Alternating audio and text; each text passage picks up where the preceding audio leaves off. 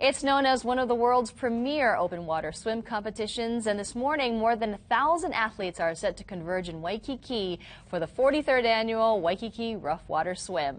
KITV4's Ryan Kalesuji joins us live this morning from the Hilton Hawaiian Village. And Ryan, we're hearing it's going to be pretty rough, right? Yeah, so it certainly will be a difficult swim for some people, and for others it may be just another swim in the ocean. But we'll see as the Waikiki Rough Water Swim gets underway later today, or later this morning, I should say, starting at about 9 o'clock. We're actually at the end of the race at the Hilton Hawaiian Village, where the Rainbow Aquatics crew has been setting up all morning long.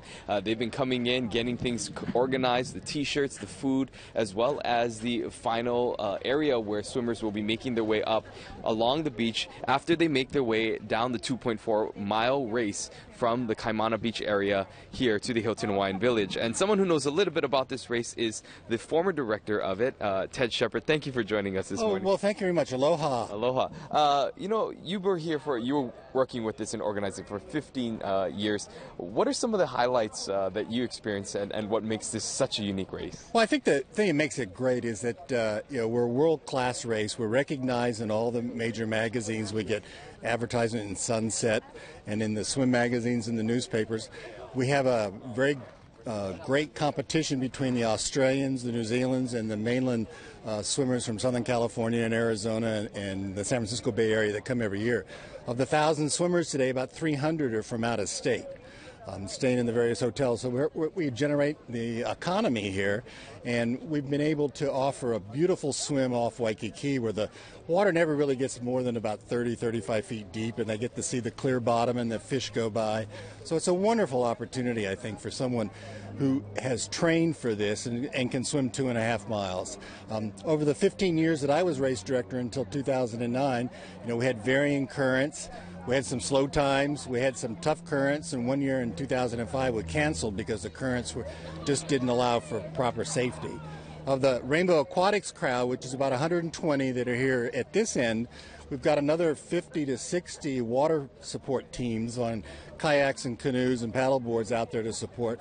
We've got professional lifeguards. We have support from the United States Coast Guard Auxiliary and the lifeguards from the city and county if in fact needed. So we've got, we try to keep as many people in the water at the same time, but also be able to keep them safe, because that's the key issue, is safe. And all the years we've never really had a significant injury. Wow, that's a great thing. I mean, and you just see here the amount of hands and the amount of people involved in putting this on. And we were talking earlier about the fastest time so far on record for this swim. You said it's about 40 minutes? Just about 42 minutes, and it was by an Australian. And he won in consecutive years, and he finally beat the record in 2009. So it was a great event. And the record had held for about 25 years. Rick Hetzel, the local swimmer here, had set it back, I think, in 1985. And it stood for many, many years. The slowest race we ever had was in the early 80s. And Jim Montgomery, who won the Montreal 100 meter Olympic thing, won, but he won in a time over an hour. Wow, okay. So this year I think we're expecting a little bit of a current against the swimmers, but probably the first swimmers will be in about 50 minutes. Well, great. Thank you so much for sharing your knowledge about the history of this swim. Again, the Waikiki Rough Water Swim, the 43rd, gets underway at about 9 o'clock, and we'll see who's the first one to cross this finish line here at the Hilton Hawaiian Village. Mahealani, back to you.